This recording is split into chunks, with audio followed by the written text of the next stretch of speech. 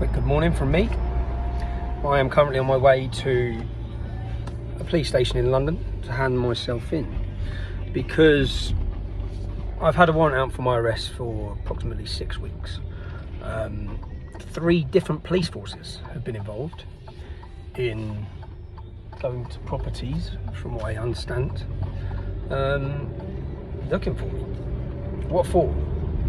Because I went to London for the Israel demonstration. I have a warrant out for my arrest because I peacefully walked and showed support to Israel and their right to defend themselves in London. And I'm under a court order, as many of you may know. I can't talk about it, which is insane, right? And that court order prohibits me from walking in certain places. And they're saying I've breached that court order by going to the Israeli embassy. So, and that is the reason that 3 different police forces have been executing warrants around this country looking for me. Top priority, yeah? So, I'm on my way to hand myself into the Met. This is the 2nd time I've faced warrants and police raids for breaching this court order. The last time, as you know, nothing come of it. The actual offence, originally, I was charged, nothing come of that. I was given this court order by a court where I couldn't attend because I had another court case where I was defending myself, so I couldn't go to it, so they gave me this interim order. I haven't even had a right or a chance to defend myself in it, which I have video evidence that contradicts everything the media have told you about it. But I'll leave it there. So I'm going to hand myself in. I expect to probably be held. And the police have said, like they said last time, no, it won't be a matter of bail. They said last time you won't get bail. I did get bail and I didn't get charged, so because I didn't breach their order. So we'll see what this latest one's about, won't we? But on the other fact, I'll just see all this and I get a bit wound up. I'm watching all of this develop. I watched England News, and I've seen the hysteria and the response to it. Now, if you just take the time yourself to have a look at the accounts that have made racial abuse, just look at them, yeah? Because there's probably 15, okay, which is disgusting what these accounts are saying, whether it be monkey emojis or bananas, it's fucking disgusting. 15 out of a country is 60 million people. Many of these accounts, when you look at them, aren't in the UK, yeah? So then you could say 15 people out of, I don't know, hundreds of millions of people, yeah? And obviously, English fans racially abuse, English fans, okay? And the way that all English football fans are now stereotyped as racist. Obviously, if you booed against people taking the knee, which is a Marxist symbol of their organisation, Black Lives Matter, so people were annoyed with politics and football. Not annoyed, stand up to racism been in football for years, and everyone supports it. If the players would have stood together against racism, etc., everyone would support it. There'd be cheers and claps and applause. But getting on the knee, which is for a Marxist organisation, is what people were angry about. Now, so all of this hysteria we're seeing now about all of this, the majority, the vast majority, 99.99999% of English football fans are not racist fucking morons, all right? If any of them are legitimate people, which I question when you read them and look at them, just look at the accounts yourself. See if they're legitimate accounts, yeah? So, if they are, then hopefully they're named, shamed, and everyone sees who they are for saying such disgusting things about our English footballers. But the way it's being used, and this whole divide of, which is what Marxism wants, to divide people into categories, groups, to divide them so they argue and clash. So by getting the English footballers to get down on one knee, it's divided football fans. And now the media go out and they will tell the British public that English football fans are racist. Just all of them. Like, it's like, look, 15 people chat shit and on social media about our English football fans, and we blame all English football fans. That's what the media are doing, yeah? That's what everyone, all English football fans. 22,000 Muslims are on a terror watch list, and the same people that are saying English fans would never say Muslims, yeah? They'd say no, it's a small minority to kill and murder, but it's a small minority. But that's not being said about English football fans. It's just like, oh, all English football fans. Now, I can tell you straight, you see it in an English football match, or when English fans are out, whether it be home or away, if someone was shouting the N-word, they'd get knocked clean out by the rest of the English lads, yeah? It just doesn't happen. It just wouldn't happen, okay? Not in an English football match. It's way past that. That might have happened 20 years ago. It don't happen now. The football lads wouldn't allow that. Yeah?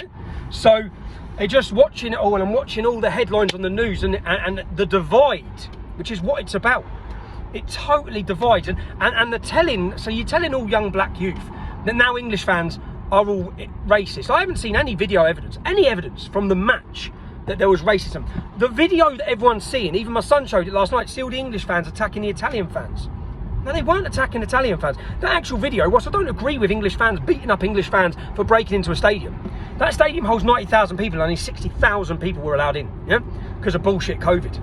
30,000 spare seats, and English fans should have been allowed in those seats, that's what I think, yeah?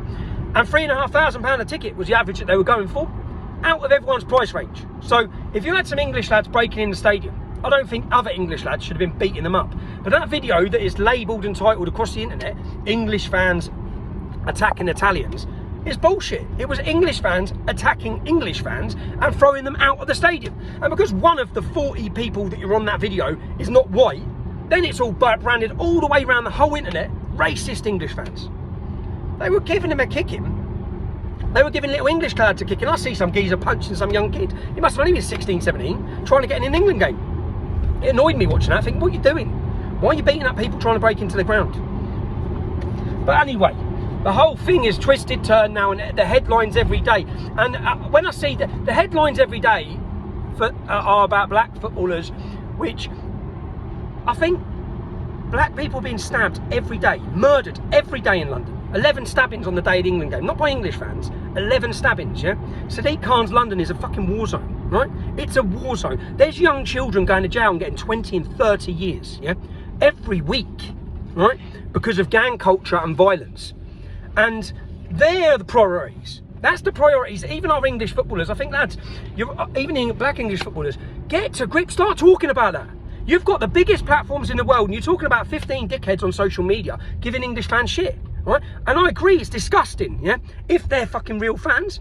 But get talking. Use your platforms to address knife crime. Use your platforms to address the disgusting violence which we see week in, week out. Young children chasing each other with machetes, stabbing the shit out of each other with machetes. That's what you should be using your massive platforms for. You should be encouraging those young kids in those gangs on the street, yeah? Not encouraging them making out that all English fans are racist, because all it's going to do is what I hear happened at London was gangs of young black youth were coming out. And this is what happens, you're being told all English football fans are racist. So then what you see is, well, I've seen one video of some English fan getting a right kicking and them all singing It's Coming Home to Him.